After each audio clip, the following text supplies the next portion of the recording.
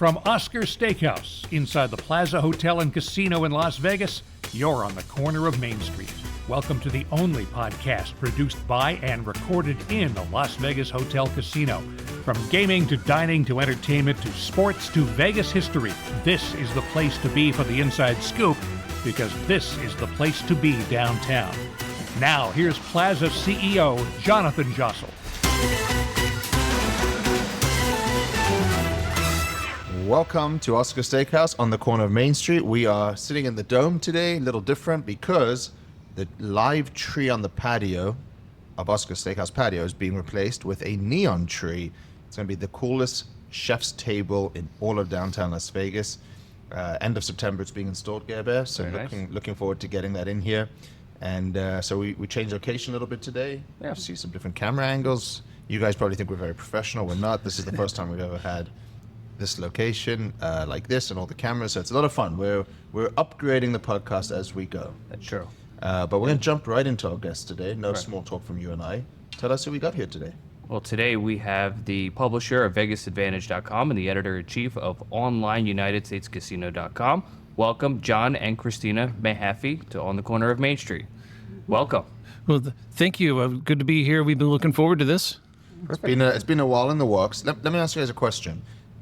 Gary introduces you as the publisher of Vegas Advantage, but are you influencers? Are you social media savants? Are you geeks and nerds and genius mathematicians? What exactly are you? I consider myself a database nerd and player advocate. I like to collect data. I like to organize things. Sorting stuff makes me happy. It's why my other job's at the library, because I get to sort stuff all day long. For me, it's the player advocacy. It's making sure the players know the best information that's available about Vegas gambling.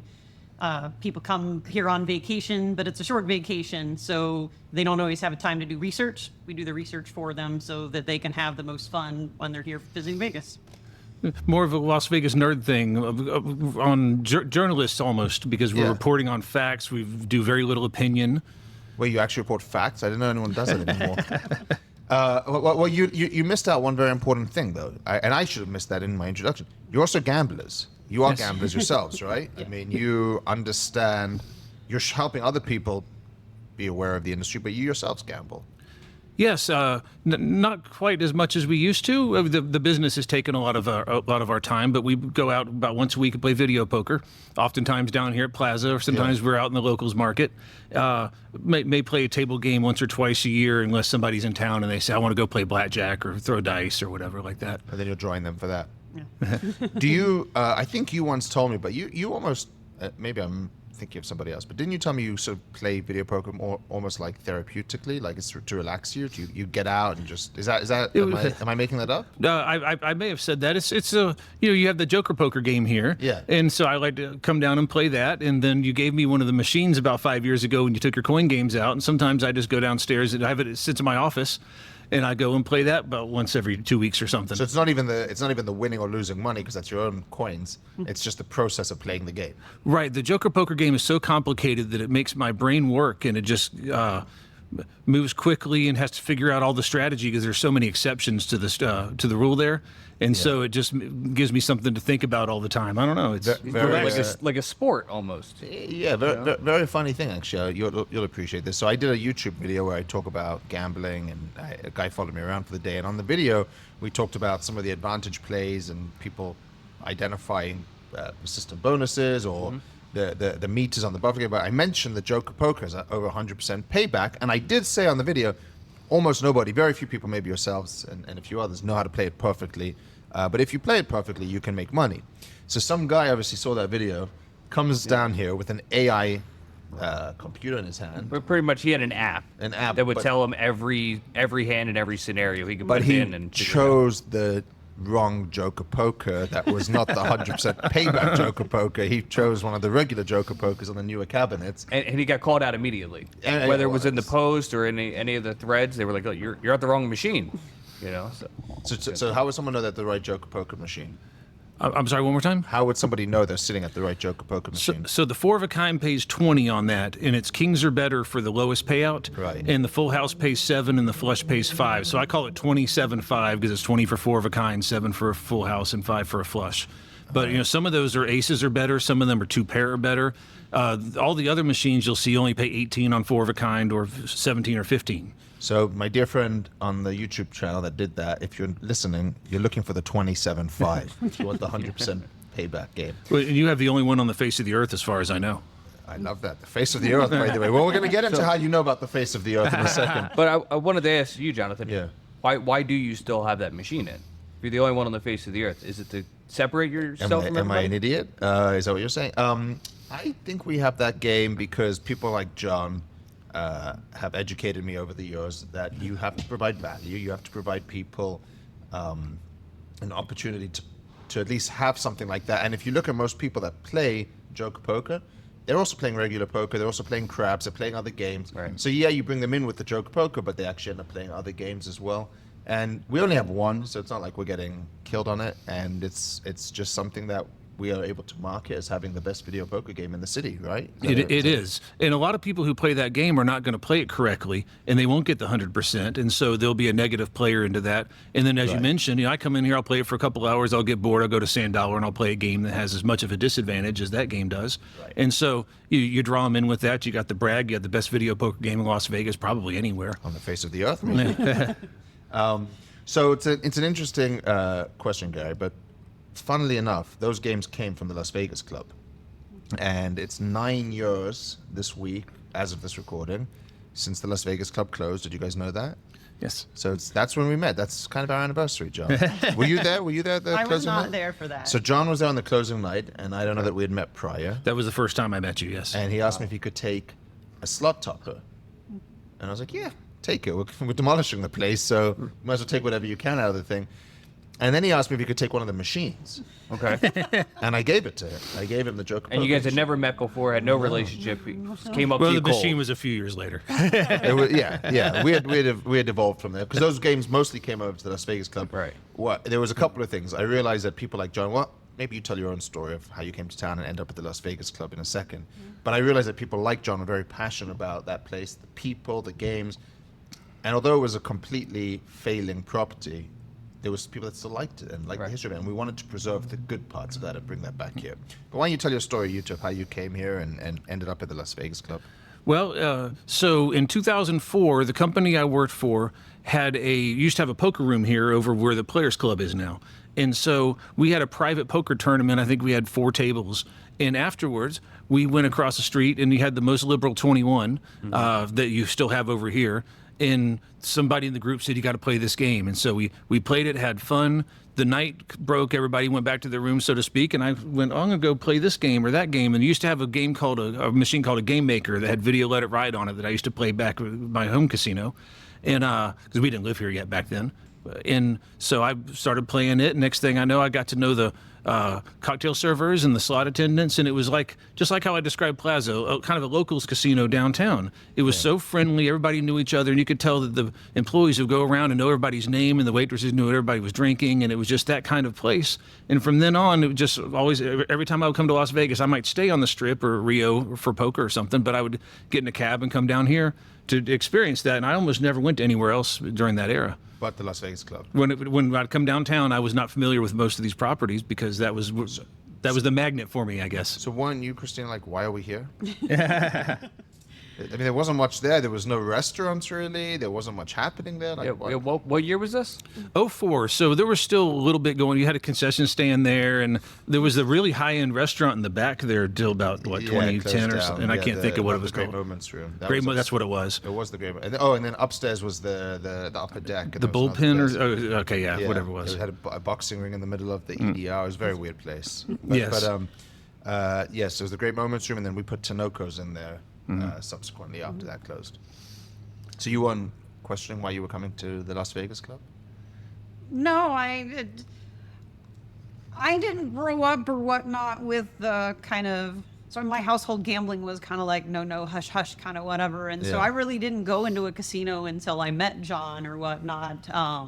In fact, our first trip my first time in a casino was New Orleans, wasn't it? I think it was New Orleans. Yeah. So he had gotten a comp trip or whatnot, and we went and enjoyed stuff there or whatnot. And so I've kind of just been a piggyback gambler, if you will. And honestly, to me, that's part of the passion for the site. We go back to educating people. I had no idea what I was doing the first time I stepped into a casino without this guy as my personal, teacher. Right. I had no idea what I was doing, but slowly watching him gamble and kind of, getting to observe, ask questions or whatnot, I've learned a lot more. So I'm not necessarily comfortable on my own, just because I'm a very risk-averse person. I understand that. But I like the education process that's come with it and stuff like that. And I don't know, we always kind of like places where they're a little more comfortable and familiar than being the lost fish in the sea. So Las Vegas Club had that comfortable, That's great. feeling That's interesting. to it. Do you guys want a coffee or a cocktail? No, good. Nothing. What made you want to move to Las Vegas then, John? Well, so she doesn't have the gambling background, but I played poker for a living since I was about 17. I don't anymore. And so I was into poker very early on. And when online poker exploded, took a job in South Dakota. We moved from Atlanta to Rapid City, South Dakota, spent a few years up there.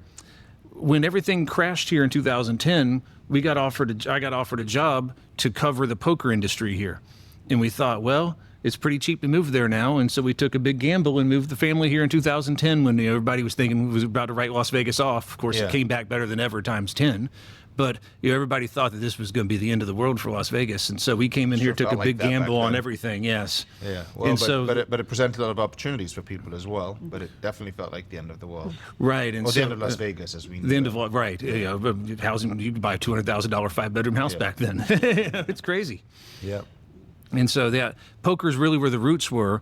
But when online poker fell off a cliff, we started doing things. That was in 2011. They call it Black Friday. Yeah. And so the UWager. The UIGEA passed in 2006. That was kind of the first step. Yes. And then in 2011, that's when Poker Stars got indicted with Absolute Poker and Ultimate Bet, and the three major sites shut down and put the whole industry in disarray. And so the company I worked for was in online poker, so they laid me off the same day, or maybe it was the Monday after it. We ended the project. So that's when we started. I went out and just started collecting blackjack information for no reason whatsoever. I hardly even play it. I've never been much of a blackjack player, but I can tell you the blackjack rules at every casino in Las Vegas. It's kind of funny. So that became just a little hobby, and I told somebody about it one day, and they said, well, write me some articles about that. Okay. And that was kind of the first steps of where we are now. And Vegas Advantage was created when? In 2018. Okay. So quite a while later. So you were writing like freelance prior to Right. that. So we were doing this for like Wizard of Odds bought it for a couple of years. Your data. Our data, right. Yeah. And so we'd write articles for them, and there were similar types of sites. So just depending on, they would say, oh, no, I don't want to buy that again this year. So I'd go find somebody else who did. And by 2018, I launched the site. And then in 2020, Kristina joined me. And that's when we first started putting the data on there. It was 2021, right? That's when we stopped selling it. And so that's when we decided to put it all in one place, because it was scattered all over the internet. And now it's all in one place. We don't sell it to anyone. We have one content partner. And for the most part, it's really just all on Vegas Advantage. Doesn't everyone just steal your data now? Yeah, it happens. It's part of why I had to put it behind a subscription paywall or whatnot. So our super detailed information requires a $5 a month subscription. Oh, cool. Now you can just buy it for a month and be done for the short term. So we have kind of a mix of people that come buy it for a month and go versus regular Vegas visitors that stay with us month after month or whatnot. And like I said, we try to give them the best information. We visit at least 6 to 9 strip casinos every month. We visit downtown, thoroughly go through every casino every 3 months, and then we visit a handful of locals or off-strip casinos also every month. There's a site, that's a lot of travel, but there's a site that tracks video poker changes on casino floors. VP Free 2. Yeah. How the hell do they get that information so quickly? That they do it the same day for most places. So in Las Vegas, it's very accurate and up to date, but I've noticed in other markets it isn't. And so they have dozens of contributors who go and they email the owner of the site, and then so they don't verify it. Then they just rely on the contributors to provide it. And I believe that so I've had several communications with the site operator there. I think that you have to have some sort of experience, he has to know that you know what you're talking about. And I do see some mistakes, and I've actually reported a mistake to him once, and he came back a couple of days later when he verified it himself. Okay. And he came back and he said, you know what, you missed the Royal Flush, didn't pay 800 to 1 on that. That's not the game you thought it was. To you. Yeah, so he checked it out on me. Okay. Yeah, so so he's around somewhere. I don't know who he is or what he looks like. So, Kristina, you were speaking about the volume of casinos that you guys visit regularly. What is the world record? So you guys have a world record of visiting 93 casinos in a 24-hour period. And why? Why would you want to create that world record? And how? Because we're weird, crazy people. It literally came up. I don't even remember. I know it. We were watching a show called The World's Dumbest, and it was Yes. and Makes sense. it was World's Dumbest Records or World Records or whatever is what it was. And I mean, so we're sitting there going, well, those are really bad. And so it started a conversation of, well, what world records? And I think John got on his phone and he was looking up Guinness records for different casino things or whatever, and came across the record of 74 casinos in 24 hours. So that was listed in the Guinness. It's listed in the Guinness record. Ours does not officially overtake theirs because of the rules that Guinness has in place. When we contacted Guinness. There's a default here. When we contacted Guinness about the record, they require table game play and verification, and transportation has to be public transportation. So you had to walk, ride a bus. I believe taxi cabs were allowed. But you couldn't do ride share. Ride share. You couldn't have a friend. So a lot of transportation issues were off the table, which was going to make this hard. The 74 was hard enough without the table games because, well, since the pandemic, we don't have a lot of casinos. And even before the pandemic, Casino Royale stopped dealing live table games. So I kind of laughed that Casino Royale was counted in the original record but wouldn't qualify today if you tried to do the record, because somehow they're no longer a real casino because they don't have live table games. So we joked around. Our 21st anniversary was coming up, and of course I just made the snarky joke that, well, our marriage is old enough to gamble, right? We should go take it for a spin. And so what kind of started as a joke turned into a reality. The more we said it out loud, the more we had people going, oh yeah, we want to help you with that. And so it kind of came into a big thing. And so we ended up visiting 93 casinos. Instead of doing table games, we played a slot Keno at every casino. We played our anniversary numbers plus the number of the casino that we were visiting. So that we had. So you just did one spin of Keno, basically. Well, one we did a couple ball, hands. whatever We put $1 in the machines, and so it kind of depended on the minimums available at the casinos. Because I think there was it Venetian or Palazzo? We had to put $2 in because I think that was the dollar minimum. Wow. So I actually have our collection of slot tickets at home. So we literally have the timestamps of the 93 slot tickets for each of us. And they never accepted that, for goodness. Well, to be honest, we kind of stopped trying because we gave up on the other rules too. We did some more rideshare and other stuff that would have disqualified us. So we hired a driver who's an Uber driver. We paid him a couple $100 to drive us around. He picked us up at El Cortez and drove us all through North Las Vegas, Summerlin, back to the west side of the Strip, and dropped us off at Encore. It was right when. And then you walked up the Strip. And we walked all the way to Mandalay Bay from there, and then we How many steps did you do that day?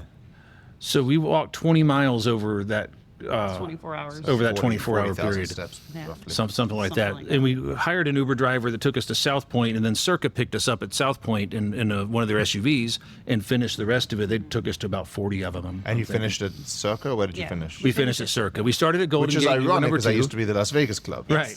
So where much of your history began. Yes. I had a quick question, and then we'll come back to Las Vegas Club. But when you say Keno, that was the game you guys played, and is it called a round of Keno? Like on assumption, it's a spin. On roulette, it's a spin, or on a table game, it's a hand. What is a round of Keno? Like a shuffle of Keno, or a... I don't know what the button says on the machine. I think it just says deal draw. Deal a Keno draw. That probably that sounds right. One I don't know Keno the official draw name per for property. it. Okay. Yeah. So then we had an unofficial contest going between us of who won the most money off the slots, and I who think won? I had a couple that we actually Very skillful on Keno. Yeah, I'm better picking the Keno machines than he is. Right. I actually had a couple that we were big enough that we cashed out and then put another $1 in for the souvenir.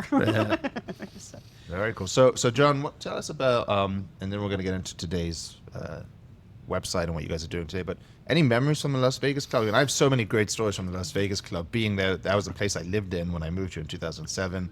There's a giant tub in the middle of the room, and I saw some really interesting things happening in that hotel back when it was still a hotel, and some of the ideas we had for it. But what are your earlier memories of the Las Vegas Club, or any great stories coming out of there? So here's what I used to. I mean, I liked a lot of things about it, but here's the number one memory that I have is that the music would change at 7 o'clock at night until 5 a.m. in the morning, and it would be like late 80s, early 90s new wave music. And I love that type of music. We met at 80s Night at a place that was like a goth type club, Masquerade in Atlanta.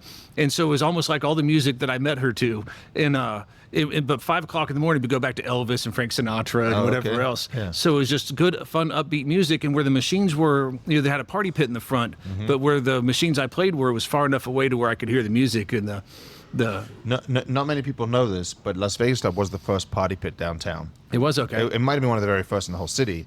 But before anyone was doing dancing dealers and loud music, Las Vegas Club was the place with the party pits. It was actually called the Fetish Pit. Right. And it was before your time as well. And I used to do the music for it. Okay. This is like 2008, 2009. It was pretty interesting. Did it move over here briefly after the closure, or was we did experiment with party pits here at the Plaza, and we had one during the time that Las Vegas Club was the home of the party pit, and we had the independent agency that would provide the dealers for it. There's a lot to manage that, but it was the first one, and then everybody started doing it all down the strip, and then now it's sort of, obviously a few people still do it religiously, but it's kind of faded out a little bit. Yeah, and at the end, my host set up that I was able to shoot the last craps game over there. Yes, and I remember that. Yeah, right. And so because tables closed about 3 days before the casino did, or 2 days, or something like that. Yeah. So they had it set aside. The pit was going to close. I'm making it up 11 o'clock at night on that Sunday or whatever it was. And the host said, "Come on down here. Make sure you're there." And when I got there at 10:30, nobody was playing. So I basically played by myself, and I bet the don't. That way, when I threw the 7 to end the roll, I left a winner, so to speak. They paid me on. Most days, nobody was playing in there. I mean, there just wasn't much happening. We had one time where the power blew out, and I was at dinner, and the backup generator didn't work, and the whole place was in darkness. People on the slot machines, and there wasn't even that many people we had to deal with. Like, it was good because if it happened in a busy casino, you had a proper problem. But here it's just like, okay, well, the lights are off and all the power's gone down. We'll get the few people their cash back, and it wasn't such a big deal. By the end, when it would rain hard, it would rain inside of there. It had a lot of it had a lot of things going. But that's why it got sold, and that's why it's something new, right? Because it was the best. Somebody asked me on Twitter, do you regret not making a run at fixing it? But what happened to it was the best thing they could. It had to be torn down, and obviously, vision for Circle was a great vision. And it was the best thing for allowing us to focus on the Plaza. Would the Plaza be where it is today if that hadn't? Right. It was a distraction all of your to us. All of our resources. It was a distraction, plus the tourist attraction that Circa is. It's great for the Plaza. It's I imagine you have plenty of people who stay in your hotel who go over there to the sports book, and you're making the hotel business, and you get some of their casino business. They come eat over here. They come gamble over here. It's great. They come play Joker Poker over here. So okay. Tell us about today and what VegasAdvantage.com is and how you guys use it and the purpose of it. Okay. Well, so like I said earlier, we started in 2018, and it was just a blog at first. But by 2021, we started publishing the information on there that we're known for now. We've had to put it behind a paywall now, but we list all the minimum bets of every table game in town. There's 26 different table games, give or take one or two, and there's 26 types of table. Types of table game. Let's say like craps and roulette. We don't break it down. We don't say there's 4 different types of roulette. It's just one roulette. Yeah, I'm not sure. Are we I okay? don't remember She runs the data, so maybe she'll. Okay. So Blackjack will have minimum bet, whether the dealer hits or stands on soft 17, whether you can double after splitting, surrender, resplit aces, and then the number of decks that are used. And then with roulette, we'll list the different. There's single zero like you have downstairs, but there's also European roulette, which is the high limit room on the strip type of game. And then there's double and triple zero. I feel like you probably know the numbers on every wheel, the order that they come in on the roulette wheel. I actually don't. No? No. You should have done that. Seems like something like I've never played much roulette. Yeah, we weren't going to test you. You could have just said yes. Oh, okay. Like, yeah, I have was. this. Okay. I was. I know what they add up to. If you said yes, I would have tested it. What's next to 23? I actually drew a roulette wheel once, and I'm the dork that actually looked it up so that my drawing was in the so you would correct get order. the exact numbers. Yeah, exactly. Exactly. And so we do craps odds. You have 10 times downstairs, and there's 20 at 2 different places. But then there's also double. Is anyone still doing 100 times anyway? No, 20 times. Samstown and Main Street Station is as high as it gets. Main Street Station's only open 6 shifts a week too. Right. And so 6 shifts or 6 days. They're only open Friday, Saturday, Sunday for day shift and swing. Oh, wow. Yeah. So there's no tables Monday through Thursday down there. wow. They've been scouting back for quite a while. Yeah, if you go down there during the week, it's just a whole different environment. Very so quiet. hard for me to understand how places close tables down. I know we did it during the pandemic because you kind of had to do it because for cleaning cards and chips and whatever else we had to do. But now it's like if somebody's gambling. What do? You just tell them, sorry, you got to go. It's like you're in the middle of your hand or you're on a hot streak or a cold streak, and now it's like, bye-bye, we're closing the pier. It's like, no, I just can't imagine it today. I know a lot of places are still, not a lot, but some places are still doing it. It just seems bizarre to me. Yes, there's 70 places with live table games in Las Vegas, and I imagine 50 of them are 24 hours. Some of these small locals casinos, they don't open every day, or they're not open on Graveyard. Downtown, it's only Downtown Grand and Main Street Station that ever close their pits, I think. The other 10 are 24 hours. Okay. So then, do you monetize Vegas Advantage? Obviously, the paywall. Yeah, the paywall, the subscriptions, we've got, the typical Google ads or whatever that pop up on there. We're always looking for sponsors and stuff. But, So we do other things too, like we'll have people who we'll do consulting for, or we'll write content for them. They'll say, hey, I own this casino site, or I'm an operator of some sort, and I need help with this. And so it's almost like an advertising for our knowledge that we both do side jobs. Is not making us $1 million, that's for sure. Right. And so, but we use our knowledge to. Go ahead. Yeah, so we use our knowledge to try to market ourselves and our social media too. We'll put out ideas out there. Sometimes I'm like, I don't know if this is a good idea to write about, and if I put it out there in social media and nobody interacts with it, then I know that it's not a good idea. Yeah. And if I put it out there and a bunch of people go, oh yeah, I want to learn more about that. All right, well, Kristina, here's what we're going to do next. You had a contentious thing on social media recently where you called someone out on their data that it wasn't accurate. Well, it's multiple times, but yeah. You do that a lot? You tell people their data's not accurate? Well, what happens is that if somebody puts bad information out there, it almost always gets back to me. Yeah. And they'll say, John, either you're wrong or he's wrong. And then sometimes I'll get emails that'll say, hey, you need to update this because this person on YouTube said this or whatever. Right, and then oftentimes I'll hop in the car, I go down there, I look, and I want, oh, they're wrong. So who is the subscriber? Who are you trying to get this information to? Is it a first-time Vegas visitor? Because there's a or is it the expert? There's a lot of people out there that will say, Jonathan, or John, or gang, or Kristina, it doesn't really matter whether you have 0, 0, 000, 000. No one really cares. The average person coming from the middle just wants to have a good time, gamble, drink. They're not here to calculate whether it's a 3% hold or a 1% hold. Who do you think? Well, one, who's your customer that is looking for this data, and two, do you think people are seeking out the difference between those games? Like, am I crazy for having 0, 0? Should I just go to double and 0, 0? I think people are noticing the difference. We get a lot of feedback that way from some of our subscribers and stuff like that. That I think it is a mix of new versus seasoned visitors. Like I said, I feel like we kind of do the research for them. Thinking how many times you go on vacation, right? You're looking, how much time do you spend looking for the things to do, the places you want to eat, so we kind of consider ourselves that time saver for where do you want to gamble. Right. So a lot of blackjack players do care about the rules and stuff like that. And, maybe I don't care about all the rules, but I at least want to have an affordable 3-2 game. Well, we're giving them, here's the rules, here's the limits. We sort it both by property and by game. So if you're looking at a particular group of properties, you can look and compare those properties based on the games they have available with by our location, information. like downtown versus. Well, we even have individual. So like if you had our subscription, we have a page for the Plaza, and it literally has all the games that the Plaza has, the minimums that we normally find them at.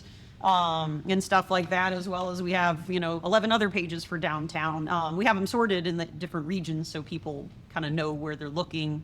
The blackjack kind of is sorted in the region, so we have a downtown blackjack section, a strip blackjack section, and then there's everybody else in Las Vegas.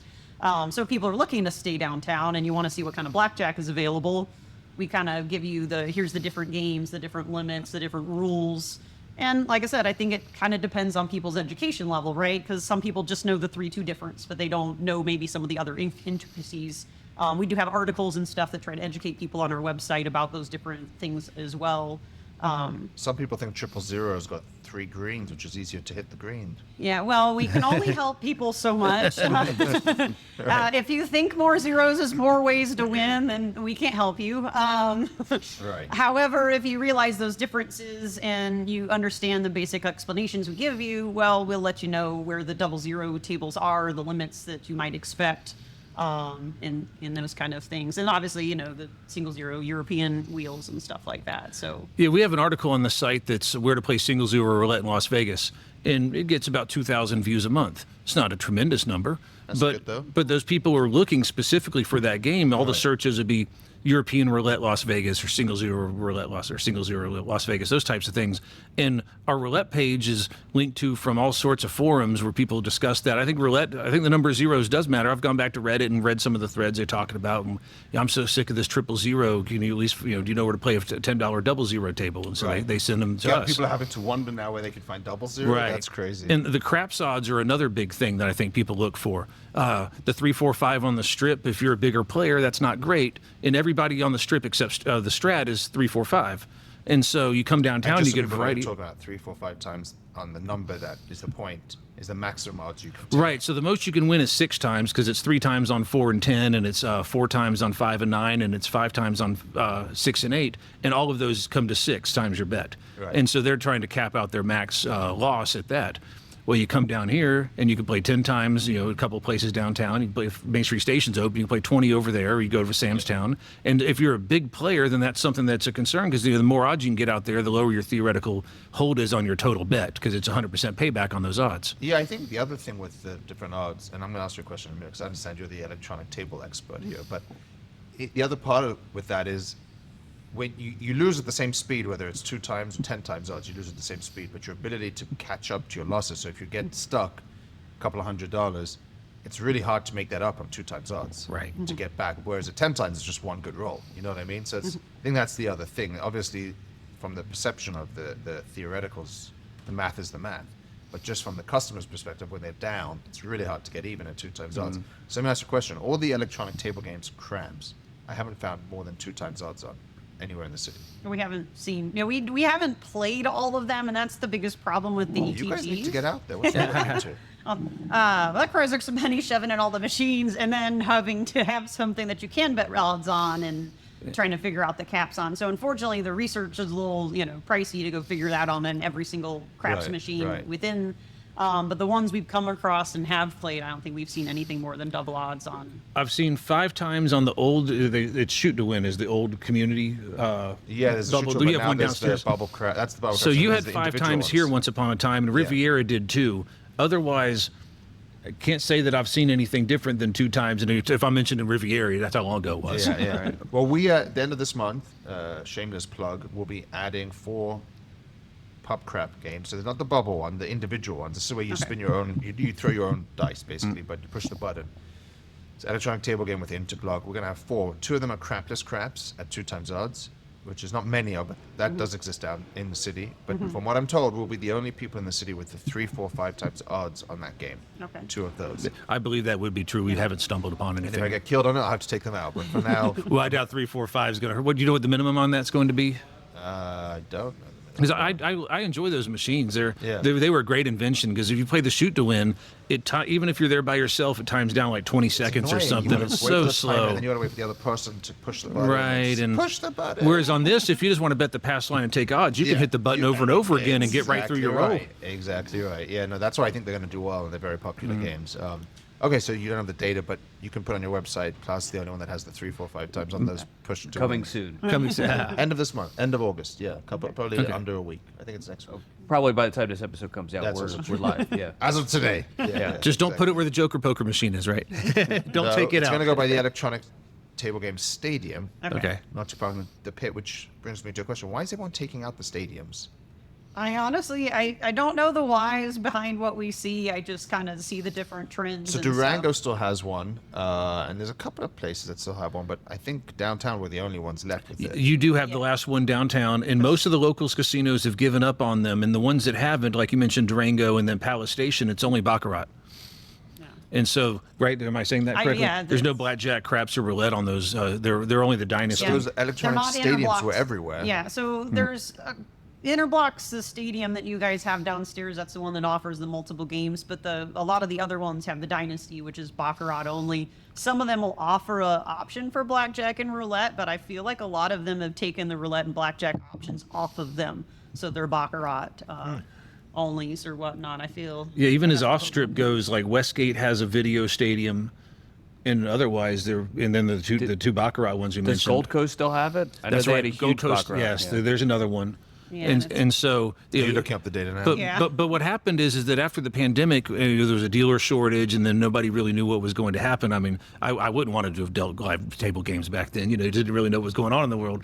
They had Plexi up and everything. else at a Right, lot of and places. all the crazy. And you only have 3 players at a table, so now you have to raise the minimums up. Yeah, And so all these things that were going on, the stadium seemed like an idea. And I wonder if Interblock during the closure was ramping up production of these things. Right. Because all of a sudden we had only ever seen 5 or 10 places with the stadiums, and then after every station casino had one, and Boyd rolled a few out, and then almost everybody on the strip had one.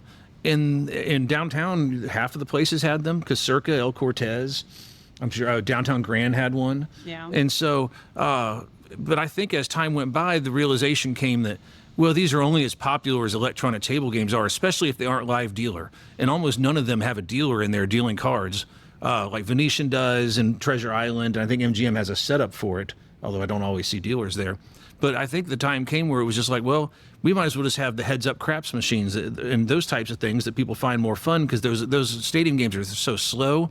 They're really, if you're not using real cards, are no different than playing a regular electronic table game. And these things take up a huge footprint in the casino Right, too. right. Yeah, so the heads-up games have replaced a lot of the stadium Yes. installations and stuff like that. So definitely, I think Yeah, probably because people control the speed. They right, know Right. the same they're- thing. yeah. And then there's obviously different versions. You have the ones that have like the single seat, and then you have the ones that have the booth seats. So the booth seat ones are nice because then you can sit with somebody else and play the same game and stuff like that. And like I said, it's how I've learned a lot of games. With John throughout the years or whatnot. Is being able to sit next and kind of play together with somebody kind of gives you. Yeah. I think the ETGs are a nice, stepping stone for those that maybe are intimidated by a live some table might game. say the but gateway drug. Something else about the stadium that I disliked. Remember at Santa Fe Station when it was in 2020, I think, you're like, show me how to play blackjack, right? When you wanted to learn some more of the strategy and stuff. You get the same hand at this stadium live game. dealers. Right, so if you get dealt a 14, she gets dealt a 14 also. Well, you're both going to hit, and you're going to get the same card, and so it's no fun because you're basically just 2 people betting on the same blackjack hand. Where if you go play an electronic table game with multiple seats that deals blackjack, you're getting different hands. Right. And so I think there's something about that too, is that that's more of a single person type game, because if you're both going to play blackjack, you're just playing exactly the same hands, and that's not very fun. I'll still do pretty well, so we're keeping us for now. And the fact that we're the only ones makes it even better. So we're not getting rid of them anytime soon. Talk about downtown versus the strip? What's your take on that? What's in the old days, everybody used to say, I'm coming downtown because better gambling conditions. Obviously, downtown's changed, there's a lot more investment. Some people say it's actually got a worse hold. I have an answer for that. But I'm what's your curious take about on that too, because I've been seeing some of that. In my opinion, downtown is still absolutely the place to play video poker over the strip, unless you're playing $25 a hand. That's when the strip starts to. You're competitive at that limit, but once you don't have a denomination higher than $5, do you? So I don't think anybody downtown does. Maybe Dare does, or Circa does. And so the strip, you can find full pay jacks are better on $5 denomination. There's full pay meaning 9-6, 9 on a full house, 6 on a flush. which is not 100% though. Is 99.5. Yeah. And then there's another So why game do you that's say full pay? It's 99.5 pay. well, because I don't think that there's a higher. I think that's as That's good as as high that- as it gets. So like on double bonus, you wouldn't call the 9-7 full pay because there is a 10-7 out there. But Correct. I think with jacks are better. Oh, Jack's better than 9. There's as good as it gets, I believe. Yeah. And so you can find, if you play high limit, then the strip is the place to go because the pay tables are the best. They're fighting over that type of player. But people who play $1 denomination and lower, the strip doesn't care about those people, so they're giving you a 3% hold video poker or worse. Well, downtown, at 50 cents at your bars here at Plaza, you can play several 99% games. all the way up to 9-6 bonus poker deluxe, which is 99.62% if you play it perfectly. And so video poker definitely downtown wins. Also minimums. A lot of these places still pay 3-2 on all their blackjacks, or unless they're variants. You're 3-2 on all your normal blackjack games. All of the Circa, Golden Gate, and the D, they're all 3-2. Golden Nuggets not. But Golden Nuggets in not. the high limit room they are. El Cortez pays 3-2 on all of them. And so, no matter where it is. And so these, I think that the value is still here because you can come down here and find a $5 3-2 blackjack game. Downtown Grand has that for $10. You open the door to a lot of places. I've seen $10 3-2 games at Circa during the day. Did they get rid of their dollar games at the Downtown Grand? No, they still have the dollar game, but they used to have 3 or 4 tables of it. I've only noticed one lately. Okay. So that's their little brag, I guess, and they get you in there, and if it's full, then maybe you play So I think something a lot different. of these social media people have been putting out that downtown's got a higher hold than the Strip, or at least it's changing. But the difference that I believe explains that, if you look downtown, I don't have the counts for this, but downtown's removed all of its video poker. Not all, I should say all. But downtown's removed large chunks of its video poker, myself included. We have 775 games on the floor. We used to have probably 100 video poker games, and now, including bar tops, we're probably down to like 35. So the replacement games obviously have higher holds because they're real games or whatever they may be, but they're not video poker. And so the video poker counts have gone down. The hold hasn't necessarily changed. It's just the mix of video poker to non-video poker, which the Strip hasn't made the same adjustments. But I don't think Golden Gate has any video poker left in it. There's one bank backed by the cashier, like four to six machines, and then plus the bar. Another note there is that some of the places that have kept video poker have had some serious downgrades too. Downtown Grand, El Cortez, Main Street Station, or all 3 Boyds have had significant downgrades on their pay tables. Right. Whereas you haven't, and I might say that you're probably the only one. The D, I guess, stays the same. And so when you're averaging in 99% video poker with 90% slots, Right. and then you start taking more and more than 99% video poker away, that's why that drops. Whereas on the Strip, there's almost no video poker. Most of the casinos are 90% slots on the floor. The bars are video poker. And so they don't have very far to go because they only have 20 video poker machines to begin with. Yeah, so I think if you're looking for better odds, it's still down here, but obviously the mix might be different. You're going to find a lot more Buffalo and Dragonlings, especially with the way slots have evolved. They're so much more engaging and fun, and the influencers that are playing slots now are driving so much more traffic to those games.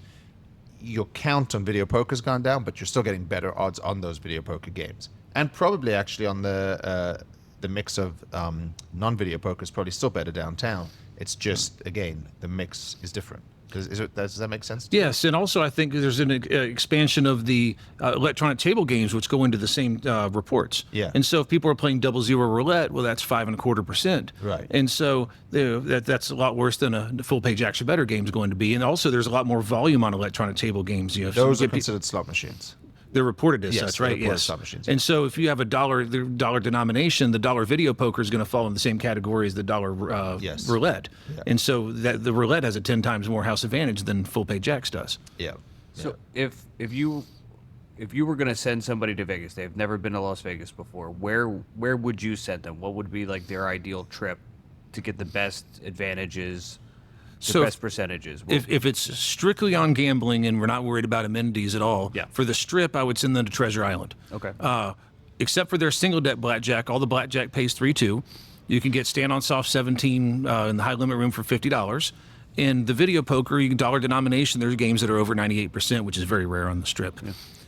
Plaza would win downtown almost in a landslide. Several years ago, I would have mentioned a few other places, but there've been some pretty big This is downgrades starting down to feel here. like a paid infomercial. Say somewhere else is good. Say something. Well, so Kristina and I go play video poker at the View Bar at the D, Yeah, and so people like that's that another place, one place. yeah. But like we talked about earlier, I've been playing to your properties for 20 years. There's a reason for that. Right. Long before we had Vegas Advantage, we were playing here. In the locals market, there are some really unique places that I would say, hey, if you're renting a car, why don't you go check out Skyline on Boulder Highway? They still have like 40 or 50 coin games that have 99% pay tables on them. Yeah. You can play 2-4 fixed limit hold'em. In the poker room, they have a little 2-table poker room. There's a place called Emerald Island that has all sorts of video poker variants that have full pay tables on them, which are very rare. Normally, Ultimate X has a terrible pay table and triple play and 100 play. That's not the case at Emerald Island. So those are the small locals places that most people have never heard of are actually the best value because they're also attracting people just from almost you could walk to it from there. Right, Very, but very they also small have the footprints. least amenities and the least F&B and the things that people then have to see. The more money you spend to build your place, the more you need to make a return on that Absolutely. investment, and therefore you can't offer the same odds. It's like Las Vegas Club was a dive, but we were offering all these great odds and things to try to drive people in there because we didn't have any debt, we didn't have anything to sell them. All we could compete on was odds. So I do see both sides when people say, well, the odds are changing. Yeah, because look at the properties that you're having to support these days too. Well, and They're beautiful. the locals chains are still good. Station Casino still has banks of 100% video poker. Their other machines have been downgraded on the floor pretty often, and so you just have to know what to look for. If you go into any of these locals casinos, just about some of them are not good. There's always something good. Maybe you can play $5 3-2 blackjack. Maybe you can play craps for $5 or $10. And so these are, depends on what you're looking for. Also, because if somebody I'd ask you to play blackjack, you play video poker, you're looking for a good slots club because they're Treasure Island to win that too on the Strip. Right. But Rio would start coming into a discussion too about the slots club. They need it. Yeah. We're going to try to wrap up here, but I wanted to just thank you guys for the hard work you do and the content you put out there. It's refreshing because a lot of these influencers and Vegas creators, they're putting out a lot of fake stuff. They're putting out a lot of exaggerated stuff. One of the guys yesterday was putting out, he did the best reason to stay at the Plaza and then a video to say the worst reason to stay at the Plaza. Like, what? Pick a side, man. Like, you can't just confuse people and put out deceiving headlines to get clicks on YouTube, which I see a lot of these days. So the fact that you guys are just putting out facts and interesting and good data is very refreshing. So I appreciate you guys doing that. Well, thank you. That's our goal. So our goal is to try to help fight some of that misinformation and stuff out there with, accurate content. Yeah, and that's there's nothing's ever personal when people get all upset about things. I just want to correct that. All these people are sharing bad information. You get out there and you go, hey, that's just not right. Here's the facts. I can even prove it. Here's the picture of it. Right. So as we start to wrap up, is there any lasting words you want to give to our listeners or words of wisdom before they make their next Vegas trip or make their next visit to their local casino? Well, I think the most important things to do if you're playing a game that requires skill is to learn that strategy. Because if people sit down at a blackjack table and they don't know how to play the game, the house edge is going to be about 2/3% on a typical 3-2 blackjack game if you know the strategy. If you don't, you could give up 5 or 10 times that. If you're standing on 14 against a face card and you're not doubling down when you're supposed to, you're giving up a lot. And video poker is the same way. You look, that has only 0.5% at full pay jacks, but I don't know how to play it right. I'm going to hold a bare jack instead of a pair of fives. Well, that's a huge mistake. And if you keep doing that, that adds up. And so learning the strategy there, joining these players clubs and trying to give a lot of your action to a single place to look like a higher roller instead of spreading it across 5 places is another way to get good mailers. Your first visit to a casino, they tend to look closer at it. I've noticed if I go somewhere and play a certain level, I'll get a great offer. And if I go back and play the same level, it won't be as good the second time. And so try to go into a new place when you get a player's card and give them a comfortable level of action. You don't want to give up too much of your bankroll, so to speak. But you want to make sure that they know you exist, and you want to try to get the best offers out of that too. And you can sometimes sign up before you go and talk to the casino and say, hey, what if I play blackjack for 4 hours? Do I get a free room? What would you do for me? Yeah, shop the odds, shop the conditions, learn the strategy. And buy the Vegas Advantage newsletter, and you get all the information you need. You are. And where can they find the Las Vegas Advantage newsletter? It's for sale through Patreon. Vegas Advantage 751 is the end of the handle, so patreon.com /Vegas Advantage 751. It will get you directly there. You can also find it on our Vegas Advantage webpage. There's a newsletter section that gives you more information about what information we have available, as well as a link. Perfect. And then on X, you're at Vegas_Advantage? Right. Yes. Okay. That's our company. Updates and blogs, right? Yes. Perfect.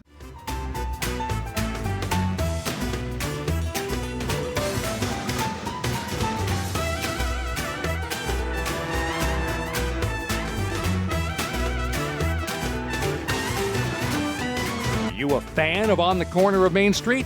You're listening, so we'll assume that's a yes. So share the love, rate, review, and tell a friend to subscribe.